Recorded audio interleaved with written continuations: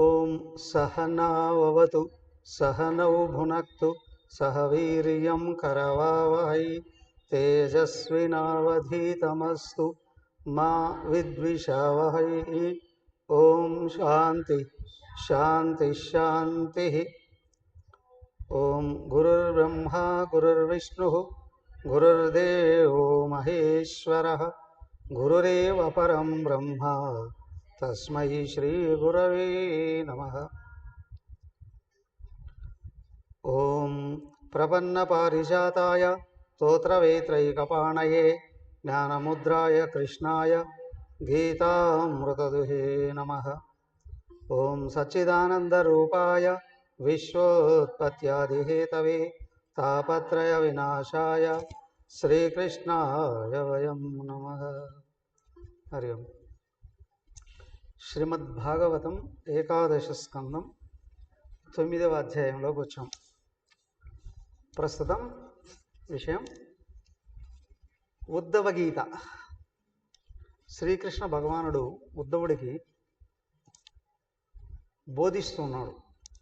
పూర్వం యదు మహారాజు దత్తాత్రేయుడిని ప్రశ్నిస్తే సంపూర్ణ శ్రేయస్సును గురించి నాకు బోధించవయ్యా అని ఆయన పూర్వం యదు మహారాజు దత్తాత్రేయుల వారిని సంప్రదించి ఇలా అడిగాడయ్యా. ఆయన ఇలాగా చెప్తూ ఉన్నాడు. ఏమని? దత్తాత్రేయుల వారు అన్నారు, నాకు 24 మంది గురువులు ఉన్నారు, వాళ్ళ దగ్గర ఇదిగో నేను ఈ విధంగా నేర్చుకున్నానయ్యా ఆత్మతత్వాన్ని అని బోధిస్తున్నాడు. అది 7-8 అధ్యాయాలలో దాదాపు 17 విషయాలు నేర్చుకున్నాం. 7వ అధ్యాయంలో 8 మంది గురువులు, 8వ అధ్యాయంలో ఇంకొక 9 మంది గురువులను గురించి నేర్చుకున్నాం. చివరకు వచ్చేటప్పటికి నిన్న పింగళ అనే వేశ్య ఏ విధంగా ప్రాపంచిక విషయాల కోసం ఎదురు చూసి చివరికి ఏ విధంగా తాపాన్ని పొందింది, ఆ విషయ ఆసక్తిని వదిలివేయడంతో దృష్టిని సంపూర్ణంగా అంతర్ముఖం చేసుకుని తత్వాన్ని గ్రహించి పూర్ణ శాంతిని ఏ విధంగా పొందింది, ఆ విషయాన్ని కూడా నేను నేర్చుకున్నాం కదా. ఇప్పుడు మిగతా ఎంతమంది?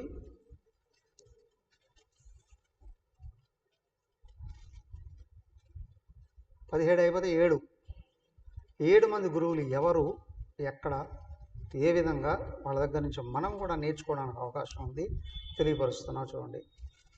బ్రాహ్మణ ఉవాచ పరిగ్రహో హి దుఃఖాయ యద్యత్ ప్రియతమం రుణాం అనంతం సుఖమాప్నోతి తద్విద్వాన్యస్త్వకించన సామిషం కురరం జగ్నుర్బలినో ఏ నిరామిష తదామిషం పరిత్యజ్య ససుఖం సమవిందత నమే మానవమానౌస్తో నచింతా గేహపుత్రిణాం ఆత్మక్రీడో యాత్మరతి విచరామిహ బాలవతు. ఓకే, దత్తాత్రేయ భగవానుడే చెప్తూ ఉన్నాడు ఏమని? ఇదిగో పూర్వం పరిగ్రహో హి దుఃఖాయ యద్యత్ ప్రియతమం రుణాం. అయ్యా, మానవులకి అందరికీ ఇష్టమైంది దొరికిందంతా పట్టుకొని దాచుకోవాలి అనుకున్నాం. అందుకే అందరూ దుఃఖాలు పాలవుతూ ఉన్నారు. అయ్యా అలా ప్రపంచంలో ఎంత దొరికితే అంత సేకరించుకొని దాచుకోవడం వలన సుఖం వస్తుంది అని చాలామంది అనుకుంటున్నారు.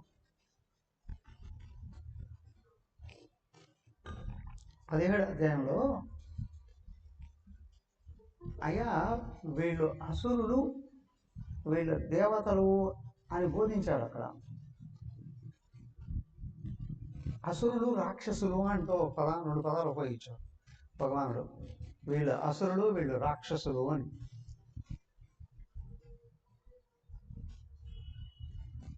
ఎవరయ్యా రాక్షసులు, ఎవరయ్యా అసురులు అంటే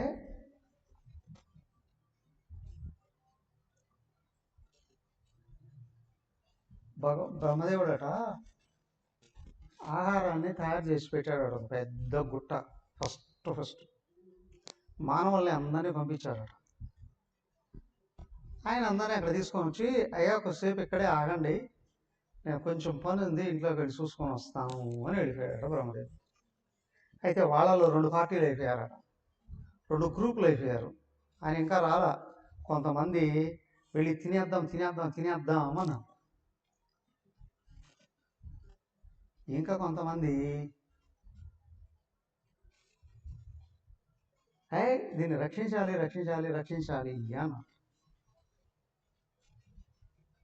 ఆయన మనకు తినమని చెప్పలేదు కదా, కాబట్టి మనం దీన్ని రక్షించాలి అన్నారట. కొంతమంది ఏమో అవకాశం దొరికింది కదా తినేద్దాము అన్నారు. రక్ష అన్నవాళ్ళు రాక్షసులు అయ్యారట. అది తినేద్దాం అన్నవాళ్ళు ఎవరైతే ఉన్నారో వాళ్ళందరూ అసురులు అయ్యారట. అసురులు, రాక్షసులు. ఇదేంటండి, అందరి దగ్గర దాచుకుందాము అనుకున్న వాళ్ళు రాక్షసులు అట. సమాజంలో అందరి దగ్గర దోచేసుకొని దాచేద్దాము అనుకున్న వాళ్ళందరూ రాక్షసులట. అవునా? దొరికింది తినేద్దాము అనుకునే వాళ్ళు అసురులట. తినేద్దాము అనుకునేవాళ్ళు అంటే కోట్లు ఏం తినలేరు కదా. కొంతమంది ఏ పూటగా దొరికితే ఆ పూట తినేసి కాముడిపోతారు కదా. రేపటి గురించి కూడా ఆలోచన చేయరు కొంతమంది కదా, ఏమీ ఆలోచన చేయరు. ఏంటంటే వాళ్ళు కూడా తినడానికే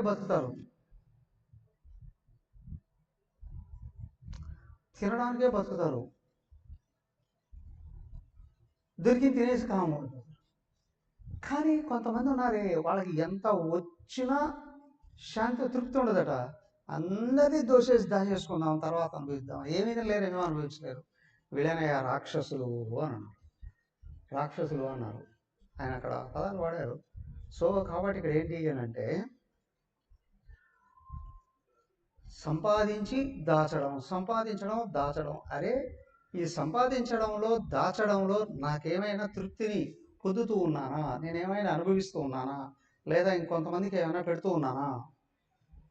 పెడుతున్నానా లేదు, అనుభవిస్తున్నానా లేదు, ఎందుకు సంపాదిస్తున్నానా లేదు.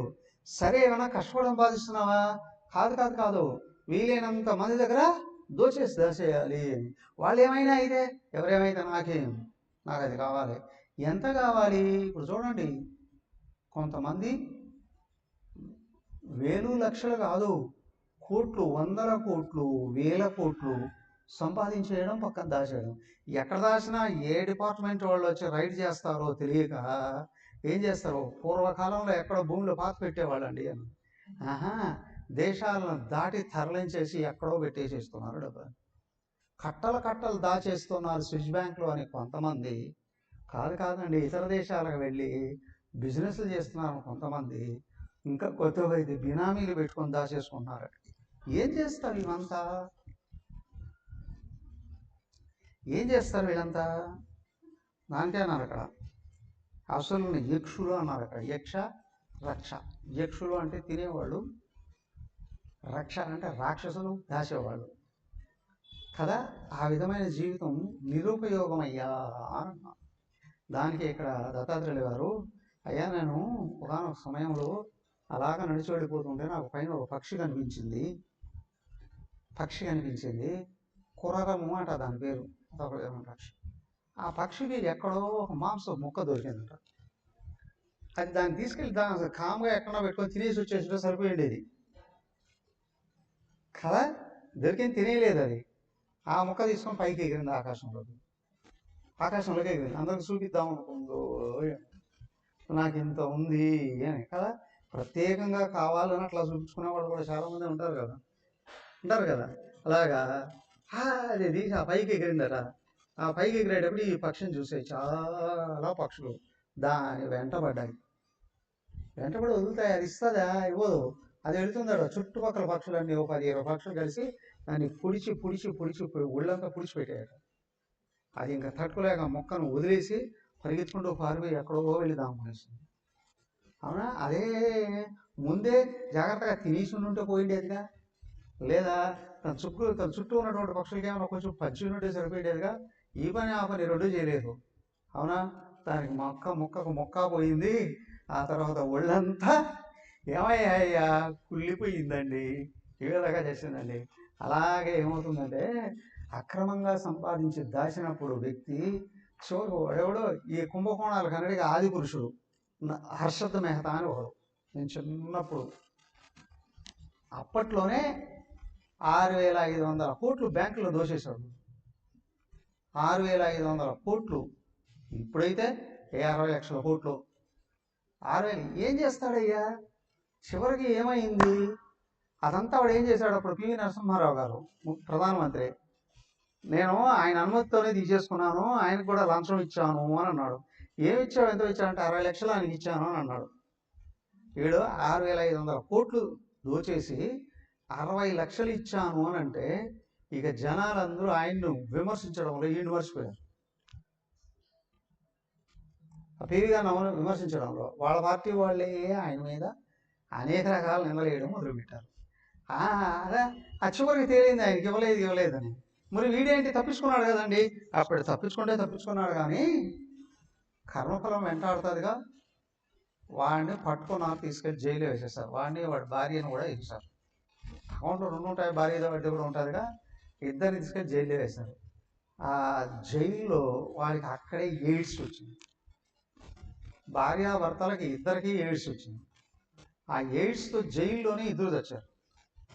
పిల్లలు ఎటపోయారో ఎవరికి తెలియదు, ఏమయ్యారో ఎవరికి తెలియదు. ఏమయ్యా నీ సంసారం, నీ కుటుంబము ఏమైంది? అవునా? చెడు పేరు వచ్చింది, అనుభవించడం లేదు. పైగా నీ జీవితం నరకాన్ని జైలు అనుభవిస్తావు, సర్వనాశనం అయ్యావు. అలాగే వ్యక్తి ప్రజల సొమ్ము దాచేసుకుంటే ఎప్పుడో అనుభవించచ్చును అని అనుకుంటాడేమో. అయ్యా అది కుదరదండి. కాబట్టి ఇక్కడ నువ్వు కర్మఫలం అనుభవించి తీరుతామండి. దానికి ఆ పక్షి ఉంది, తీసుకుంది, అనుభవిస్తే వెళ్ళిపోయేది. కానీ పైకి ఎగిరేటప్పటికి అన్ని పక్షుల చేత అవునా అనేక రకాలుగా గాయాలు పాలయ్యి అది ఏమైందో ఏమో అట్లాగే ఉంటుంది. సంపదల మీద మితిమీరిన వ్యామోహంగానుంటే తర్వాత ఆయన చెప్పేసింది, నమే మానవస్తు నచింత దేహపుత్రిణం ఆత్మక్రీడో హ్యాత్మరది విచరామిహ బాలవదు. తర్వాత ఇంకొక విషయం చెప్పాడు.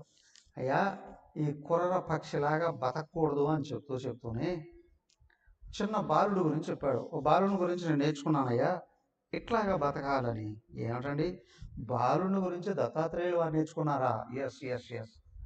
ఆయన నేర్చుకున్నారో ఏమో కానీ మనల్ని అలాగా బతకండి అని చెప్తున్నారు. బతకండి. చిన్నపిల్లాడికి ఏ చింత ఉండదు. పిల్లలు కొట్టుకున్నారు అనుకోండి, కొట్టుకుంటే ఒకనొకరు కొట్టుకున్నారు, దెబ్బలు కూడా తగిలాయి, బేరమని ఏడుస్తారు.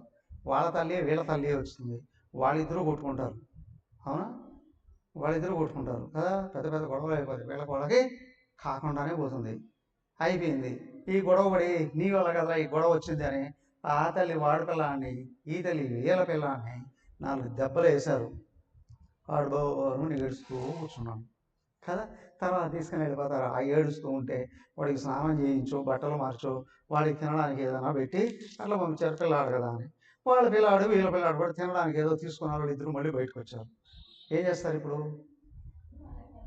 కక్షలు పెట్టుకుంటారు. ఇప్పుడు లేదు, వీడిది వాడికి పంచుతాడు, వాడిది వీడికి పంచేస్తాడు. అవునా? వాళ్ళిద్దరు నిమిషంలో కలిసిపోతారు. ఆ తల్లిదండ్రులు మాత్రం కలవరు. జీవితాంతం అయ్యా వాళ్ళ శత్రువులుగానే మిగుతారు. ఏమయ్యా ఎట్లా బతకాలయ్యా? ఇప్పుడు తెలివైన వాళ్ళు వాళ్ళ వీళ్ళ, ఆనందపడేది వాళ్ళే వీళ్ళ. దానికి సుఖపడాలనుకునే పిల్లాళ్ళలాగా లోపాలని మరిచిపోవయ్యా. కక్షలో కార్పణ్యాల్ని వదిలిపెట్టవయ్యా. సహనభావాన్ని, శాంతభావాన్ని పెంచుకోగలిగేటట్లయితే నువ్వు సుఖంగా బతకడానికి అవకాశం ఉంది. ఇది ఆ పిల్లల్ని చూసి నేను నేర్చుకున్నానండి. నువ్వు నేర్చుకుంటే నేర్చుకున్నావులే, మేము ఆ స్థాయిలో ఏం లేవులే అని అనుకుంటారా? ఆయన మన కోసమే చెప్తున్నాడు. మనం కూడా సుఖంగా బతకాలి అనుకుంటే ఎప్పటికప్పుడు కక్షల కార్పణ్యాన్ని వదిలేసి బతకండి అయ్యా.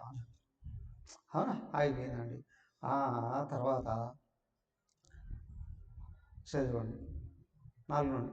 ద్వావేవ చింతయా ముక్తౌ పరమానందాప్లుతౌ యో విముగ్ధో జడో బాలో యో గుణేభ్య పరం గతః క్వచిత్ కుమారీ త్వాత్మానం రుణాన్ గృహమాగతాన్ స్వయం తానర్హయామాస క్వాపి యాతేషు బంధుషు తేషామభ్యవహారార్థం శాలీయాన్ రహసి పార్థవ అవగ్నంత్యా ప్రకోష్టస్థా చక్రుశంఖా స్వనం మహతు సా తజ్జుగుప్సితం మత్వా మహంతి వ్రీడితా తతః భవంజైకైకశః శంఖాన్ ద్వౌదౌ పాణ్యోరశేషయతు ఉభయోరప్యభూద్ఘోషో హ్యవఘ్నంతౌ స్మ సంఖ్యయో తత్రాప్యేకం నిరభిదేక్ ఏకస్మాన్నాభవధ్వనిః అన్వశిక్షమిమం తస్మాత్ ఉపదేశమరిందమ లోకాననుచరన్నేతాన్ లోకతత్వవివిత్సయ వాసే బహూనాం కలహో భవేద్వార్తాద్వయోరపి ఏక ఏవ చరేత్ తస్మాత్ కుమార్యా యువకంకణః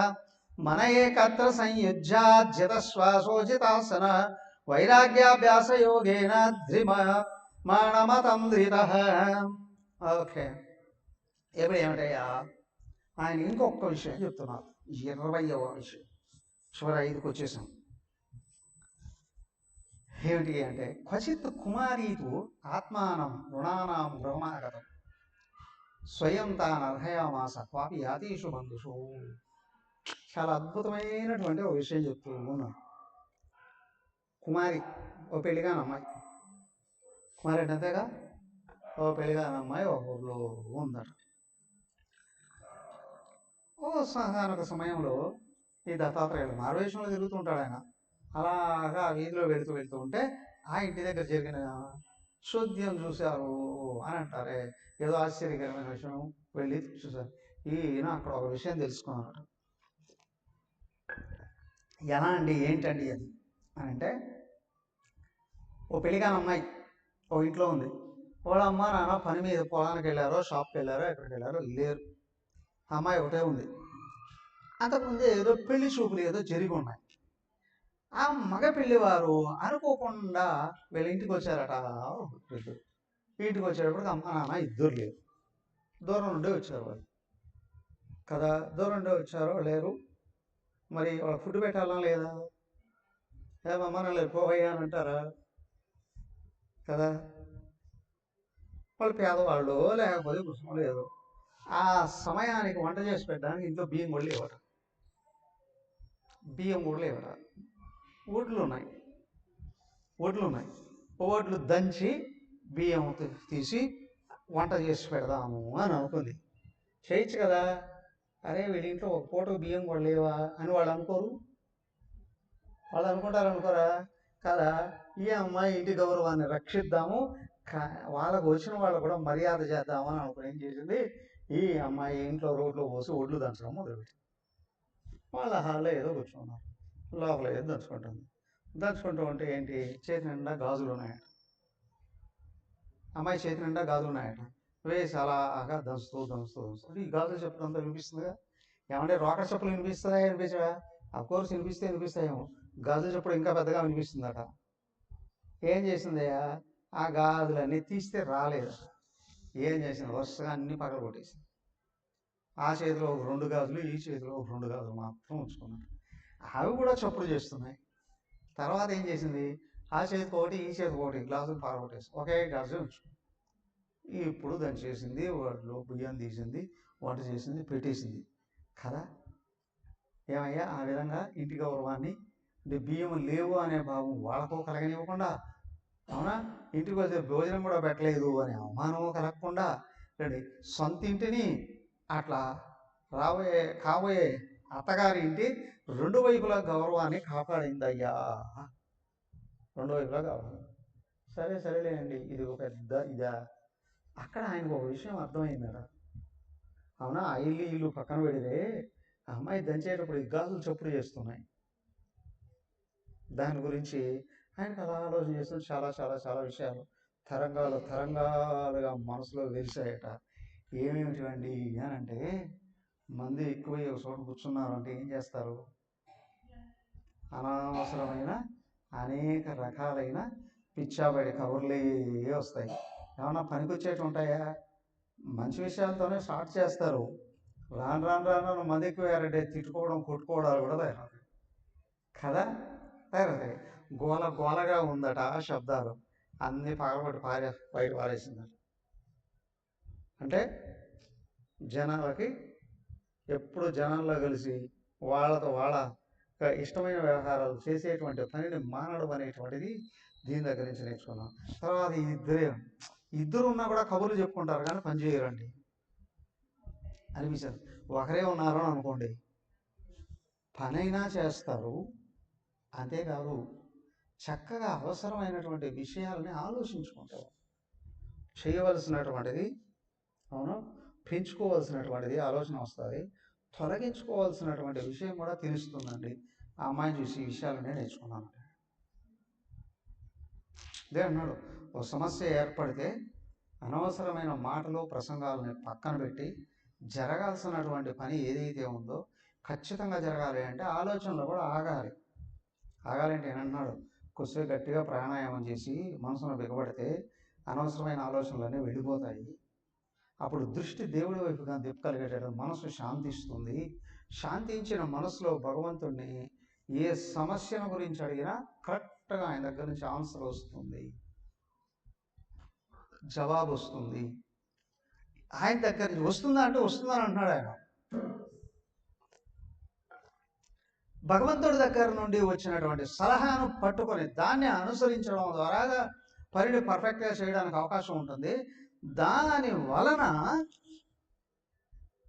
విజయం రావడమే కాదు, ఔన్నత్యం కలుగుతుంది, జీవిత ప్రమాణం పెరుగుతుందండి, జీవితం యొక్క స్థాయి పెరుగుతుందండి. అదే ముఖ్యం. అనుకున్న పని కావాలి, ఆ పని వలన తన కష్టాల్లో పడకూడదు, తన నష్టాల్లో పడకూడదు, తన పతనం కాకూడదు, తన స్థాయి ఇంకా ముందుకు వెళ్ళగలగాలి. ఇట్లా రావాలి అని అంటే నువ్వు భగవంతుడినే అడుగు ఏం చేయాలి అనేది. భగవద్గీత ప్రారంభంలో కూడా మనకు చెప్పింది అదే. భగవంతుడు సలహా ఇచ్చాడండి, ఏమని, నువ్వు చేసే ఏ పని అయినా సరే లాభమా నష్టమా కాదు, మంచిగా చెడు ఏం జరుగుతుంది. ఒక్కోసారి లాభం అనుకున్నటువంటిదే అనేక రకాల కష్టాల పాలు చేయొచ్చు. ఎవడో అమాయకుడు వచ్చాడు, షాప్లోనే ఏదో వస్తువులు చూపించమని చెప్పాడు, వస్తువులు కొనుక్కున్నాడు. ఏడు అమాయకుడుగా ఉన్నాడు అని చెప్పి 2-3 రేటు చెప్తే వాడు తెలియదు, మాకు కొనుక్కొని వెళ్ళిపోయాడు. ఇంటికి వెళ్ళి చెప్పాడు, ఇంట్లో వాళ్ళకి తెలియదు. వాళ్ళు వచ్చి ఏం చేస్తారు, నిన్ను అడిగి మళ్ళీ డబ్బులు తీసుకుని వెళ్ళిపోవడమే కాదు, ఊరంతా ప్రచారం చేసేస్తారు, వీళ్ళు ఇట్లా చేస్తారు. ఒక్కసారి విలువంతా కాలంలో కలిసిపోతారు కదా అందరికి. అలాగే ఏంటంటే చిన్న చిన్న వ్యవహారాల దగ్గర నుండి పెద్ద పెద్ద వాటి దగ్గరికి కూడా ఏమయ్యా బాగా ఆలోచన చేసి మంచిగా చెడా గుర్తించి చెడును వదిలేసి మంచిగా చేసావా, నీ విలువలు పెరుగుతాయండి, నీ పేరు పెరుగుతుంది, నీకన్నీ అనుకూలం అవుతాయి. అలాగా నడుచుకోవాలి. దానివల్ల ఏమవుతుంది అంటే దేవుని మీద ప్రేమ పెరుగుతుంది, విషయాల మీద తాదాత్మ్యం తగ్గుతుంది. దాన్నే వివేక వైరాగ్యము అని అన్నాడు. మనిషి దీనివల్ల నిరంతర సుఖంగా ఉంటాడండి. అయితే దాని తర్వాత ఈయన ఇంకొక విషయము చెప్పబోతూ ఉన్నాడు. ఏమంటే ఓ బాణాలు తయారు చేసేవాడు. చివరికి వచ్చేసాం చూడండి 12 నుంచి.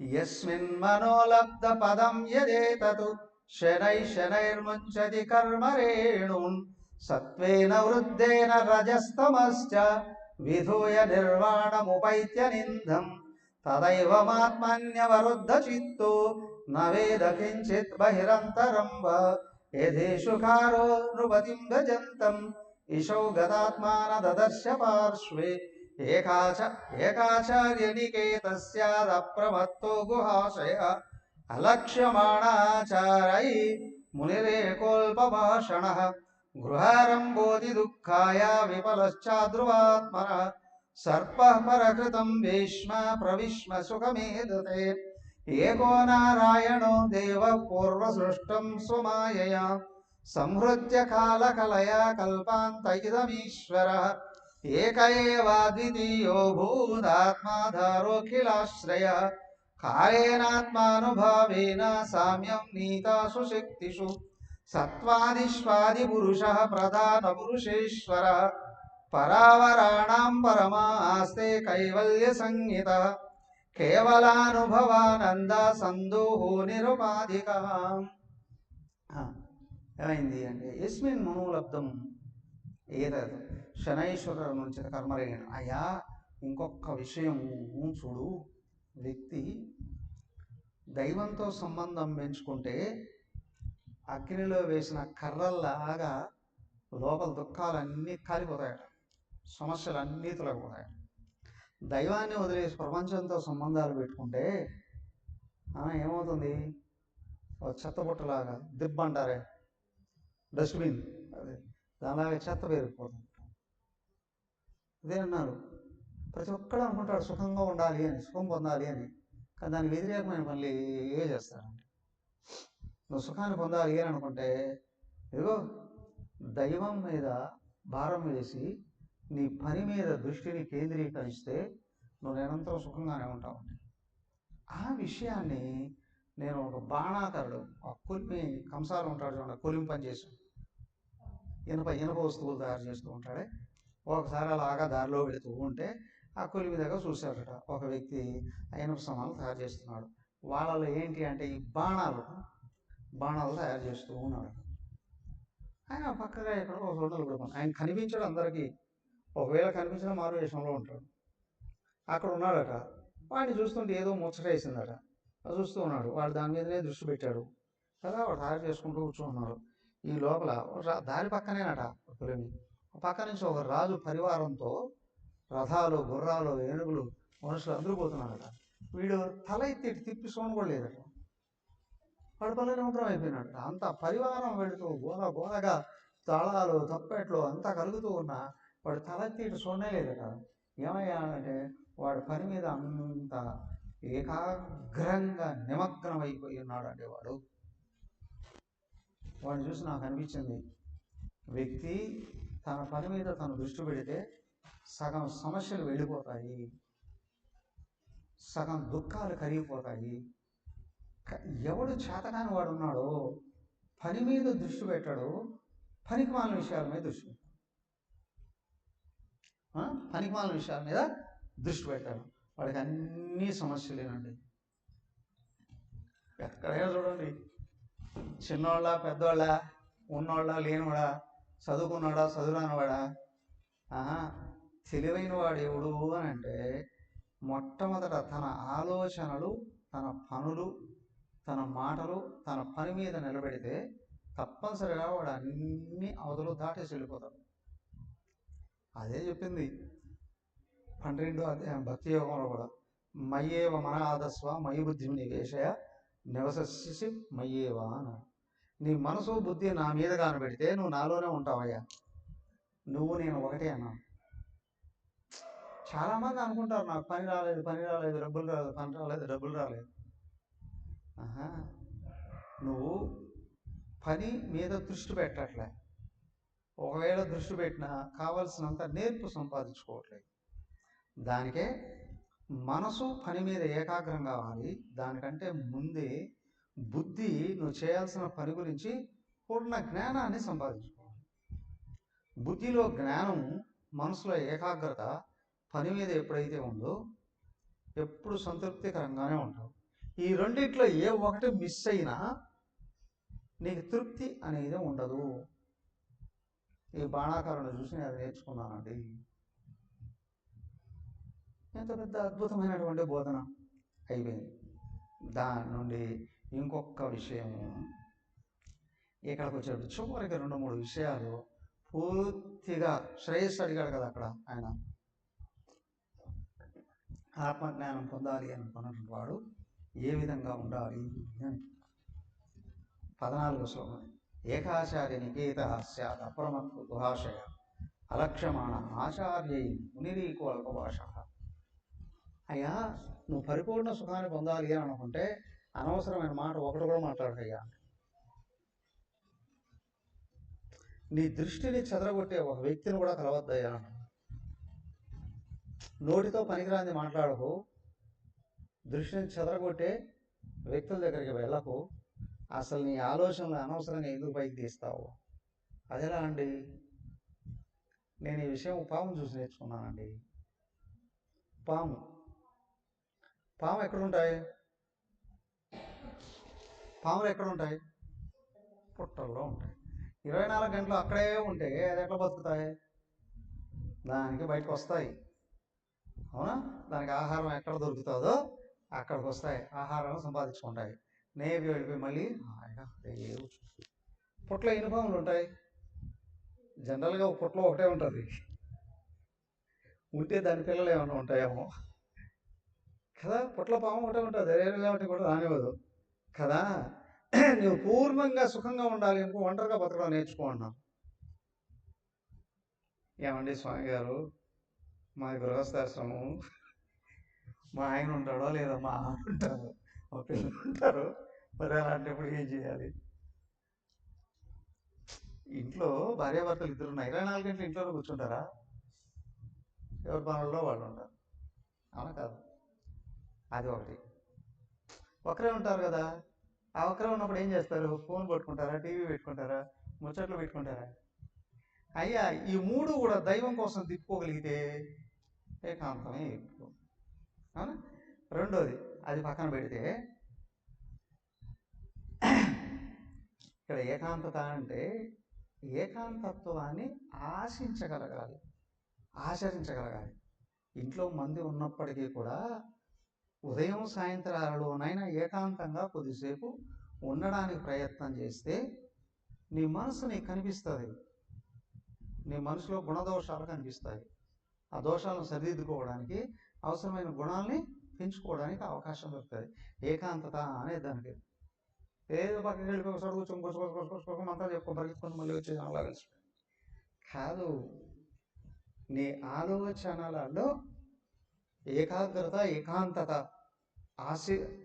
ఆశించగలిగేటట్లయితే, ఆసక్తి చూపగలిగేటట్లయితే భగవంతుడు నిత్యం నిరంతరం నీకు కనిపిస్తూ ఉంటాడు. దానికి శ్రవణం, మననం, నిధిధ్యాసనం అన్నారు. శ్రవణం చేసేటప్పుడు మంది ఉంటారు, కానీ మననంలో ఏకాంతత ఉండాలండి. ఒట్టగా కూర్చొని చదువుకొని ఆలోచించుకుంటే గుణదోషాలు తెలిస్తే మార్చుకుంటాం కదా. అప్పుడు జనాల్లోకి వెళ్ళి పనులు చేస్తూ ఉండేటప్పటికీ కూడా దైవాన్ని లోపల తలుచుకుంటూ ఉన్నాము అంటే అందరిలో ఉన్నవాడు ఒక్కడైన విషయం మర్చిపోకుండా ఉండొచ్చు. ఇది ఏకాగ్రత అండి. ముని అంటారు ఇట్లాగా నడుచుకునేటువంటి వాడిని. అది పాము చేస్తుందండి. పాము చూసి నేను నేర్చుకున్నానండి. అలా బయటకు వచ్చింది, తన ఆహారం సంపాదించుకుంది, మళ్ళీ వెళ్ళిపోయింది, అలాగే ఏకాంతంగా ఉంటుంది. అలాగే నువ్వు కూడా ఏకాంతతను ఆసక్తి చూపిస్తే, ఆచరిస్తే సమయం దొరుకుతుంది కొద్దిసేపు ఏకాంతంగా ఉండడానికి. దాంట్లో నేను నువ్వు సరిదిద్దుకొని దైవం మీద దృష్టి పెట్టగలిగేటట్లయితే రోజంతా సుఖంగా ఉంటామండి. నేను ఆ పామును చూసి నేర్చుకున్నానండి. మరి ఇంకేం చెప్పాలండి కదా. ఇలాగా ఉన్నప్పుడు ఏమవుతుందంటే నెమ్మదిగా దృష్టి పూర్తిగా దైవం మీద నిలబెట్టగలిగినప్పుడు మనసు ఉపశాంతి పొందుతుంది కదా.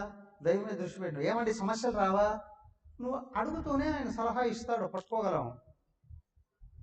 ఏకాంతతలో దైవాన్ని స్మరించుకోవడం, ధ్యానించుకోవడం చేస్తే ఎంత పెద్ద కష్టం వచ్చినా లోపల అడుగుతూ వెంటనే చెప్పేస్తాడు. దాన్ని ఆచరిస్తే దాటేసి వెళ్ళిపోతావు సమస్యల్ని. అదే శాస్త్ర శ్రవణ మననాల వలన, సత్పురుషుల సాంగత్యం వలన భగవంతుని మీద ప్రేమను పెంచుకోవడం వలన వ్యక్తి సమస్యల్ని తొలగించుకొని విజయాన్ని పొందుతాడు, ప్రశాంతంగా ఉంటాడు, జీవితం ఆశావాదంలో ముందుకెళ్తుంది. ఎంత పెద్ద సమస్య వస్తే ఏమైందండి, నాకు ఆయన ఉన్నాడు, అవునా? పైగా భయం ఎప్పుడు కలుగుతుంది?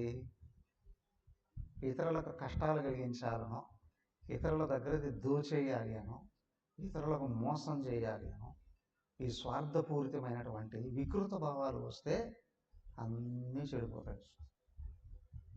లేదు అంటే నేను హాయిగా సుఖంగా ప్రశాంతంగా బతకాలి అని అనుకున్నప్పుడు దైవాన్ని తోడు చేసుకుంటే ఎంత సమస్య వచ్చినా దాటేసి వెళ్ళిపోతాయి. తదాస్తు. ఇది అయిపోయింది. చివరికి వచ్చేటప్పుడు 2 విషయాలు చెప్పి పూర్తి చేస్తున్నారు. చూడండి 19. కేవలాత్మానుభావేన స్వమాయాయాం త్రిగుణాత్మికాం సంక్షోభయన్ సృజాత్యాదౌ తయా సూత్రమరిందమ తామాహుర్స్త్రిగుణో వ్యక్తిం సృజంతే విశ్వతో ముఖం యస్మిన్ శ్రోత్రమిదం విశ్వం ఏన సంసరతే పుమాన్న యదోర్ననాభిర్హృదయాదోర్ధ్వం సంత్యజ్య వక్రతః తయా విహృత్య భూయిస్తాం గ్రసంత్యేవం మహేశ్వరః యత్ర యత్ర మనో దేహి ధారయే సకలం ధియా స్నేహాద్వేషాద్భయాద్వాపి యతి తత్పదస్వరూపతాం కీటపేషస్మృతం ధ్యాయన్ కుడ్యాం తేన ప్రవేశితః యాది తత్సాత్మనా రాజన్ పూర్వరూపవసంత్యజన్ ఏవం గురుభ్య ఏతేభ్యో ఏషా మే శిక్షితః మదిః స్వాత్మోపశిక్షితాం బుద్ధిం శృణు మే వదతః ప్రభో దేహో గురుర్మమ విరక్తి వివేక హేతు బిభ్రస్వ సత్వవిదనం సతాతార్యుదర్కం తత్వాన్యనేన విమృశామి యదా తదాపి పారక్యమిత్యవసితో విచరామ్య సంగః. చివరిగా ఇంకో 2 విషయాలు చెప్తున్నాను. ఒకటి సాలెపురుగు అండి. యదా ఊర్ణనాభి హృదయాదూర్ణాం సంత్యత్యవక్రతః. అక్కడ చెప్పాడుగా, దృష్టి అంతా దేవుడి వైపుకి తిప్పుకో, శ్రవణ మనన నిధిధ్యాసలు పెంచుకో. సరే, పెంచుకుంటే ఏమవుతుందండి? ఓ సత్యం తెలుస్తుందండి. ఏంటది? అయ్యా, కనిపించే ప్రపంచము, దీంట్లో తిరిగే జీవరాశులు అన్నీ కూడా ఆయనలో నుండే వచ్చారండి, ఆయనలోనే ఉన్నారండి. చివరికి మళ్ళీ ఆయనలోనే కలిసిపోతారండి. ఒక ఉదాహరణ ఇస్తున్నాడు. సాలెపురుగు యదా ఊర్ణనాభి. సాలెపురుగు గూడు కట్టుకుంటుంది. ఎక్కడి నుంచి వస్తుంది ఆ గూడు? మెటీరియల్ ఏ షాప్లో కొంటుంది? హోల్సేల్లో కొంటుందా? రీటైల్లో కొంటుందా? కంపెనీ దగ్గరికి వెళ్ళి కొంటుందా? ఏమైనా డిస్ట్రిబ్యూటర్స్ దగ్గర కొంటుందా? ఏం లేదు, అదంతా తన పొట్టలో నుంచే తీస్తుంది దారం అంతా, అవునా? పొట్టలో నుండే తీసి మొత్తం గూడంతా లేస్తుంది. లేచి దాంట్లో కూర్చోండి, అవునా? దాంట్లో ఈగలు, దోమలు, కంతిరీగలు కూడా చుట్టేస్తుంది. వచ్చిగా దాని మీద వాలే అయ్యాను అనుకోండి, ఆ గూడిని తిప్పేస్తుంది. అది కదిలిస్తే మొత్తం వెళ్ళి దాని కాళ్ళు మొత్తం ఇరుక్కుపోతాయి. కంతిరీగలు కూడా ఇరుక్కుపోతాయి. ఒక్కోసారి స్లోగా చంపకుండా తినేస్తూ ఉంటుంది రోజు కొంచెం. మనం కూడా ఫ్రిడ్జ్లో పెట్టుకొని తింటాం కదా, ఫ్రిడ్జ్లో పెట్టుకొని తిన్నట్టే చంపేస్తే కుళ్ళిపోతాయిగా దేహాలు. దానికి సంపదట, ఆ జీవిని సంపద ఒకవైపు నుండి తినుకుంటూ వస్తుందట. దాని గుండెను మాత్రం చివరిదాకా ఉంచుతుందట. అలాగే రోజు కొంచెం తినేస్తూ వస్తుంది.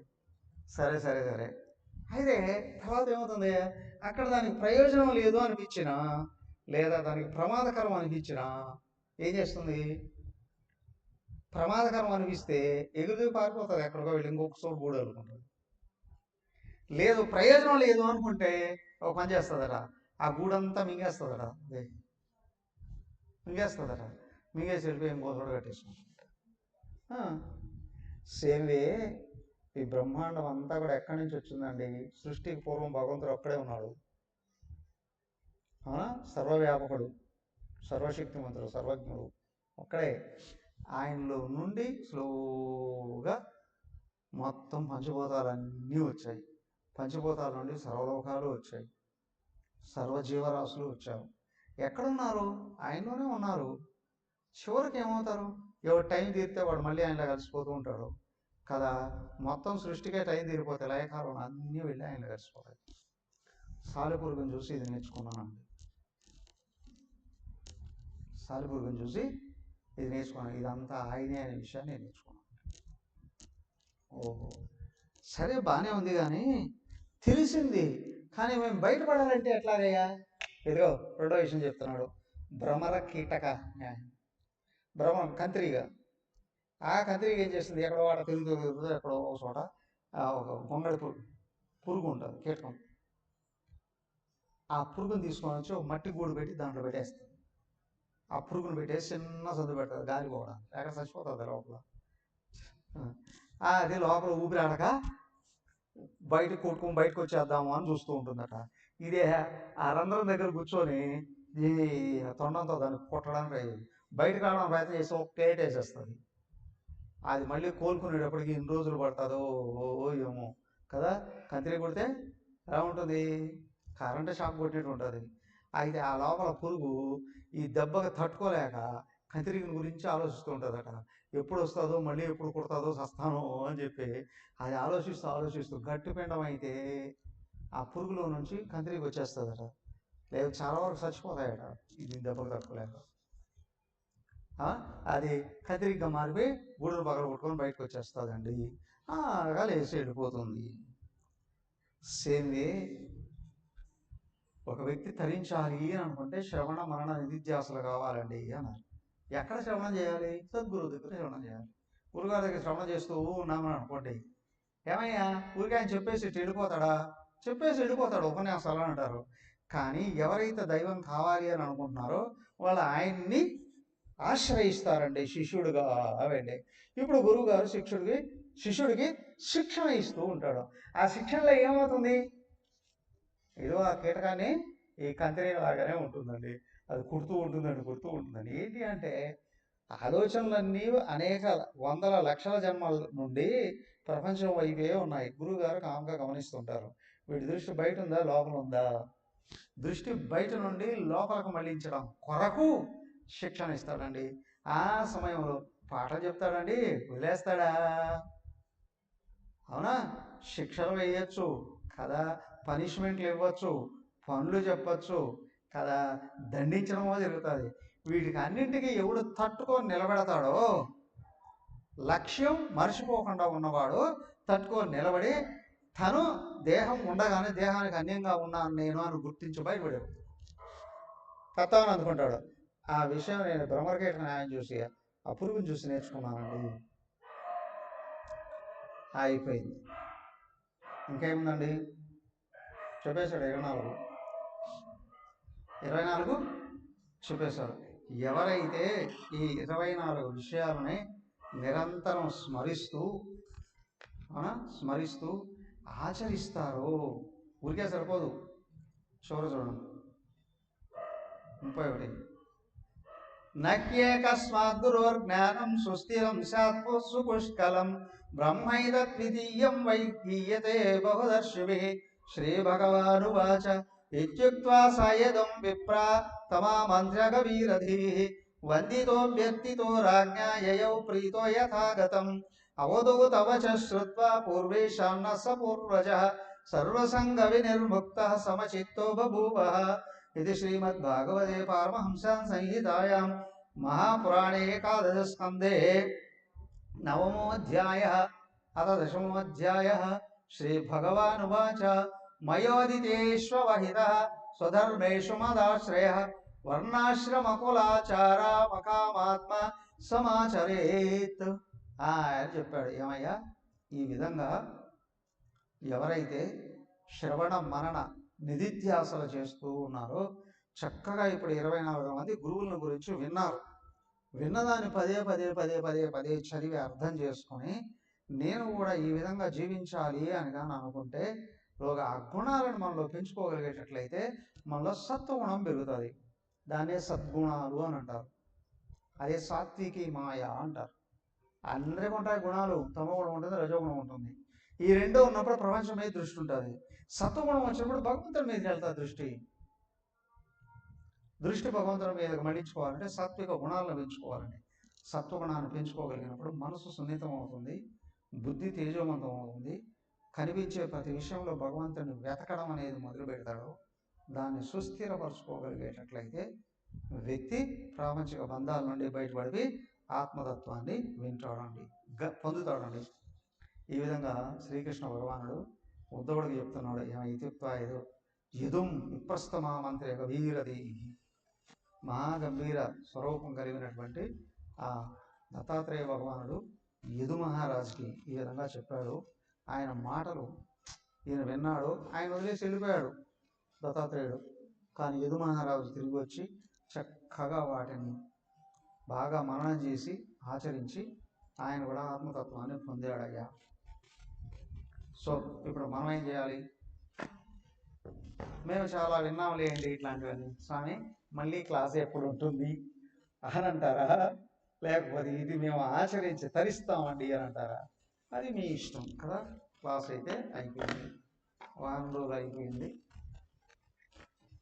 నెక్స్ట్ విషయం మళ్ళీ చూద్దాం. అవకాశం ఉంటే నేను రేపు మెసేజ్ పెడతా. రేపటి నుండి భగవద్గీత 1వ అధ్యాయం కొనసాగడం కొరకు. ఓకే, హరి ఓం.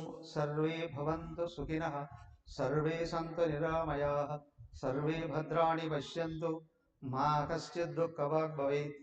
ఓం శాంతి శాంతి శాంతి. హరి ఓం. శ్రీ గురుభ్యో నమః. హరి ఓం.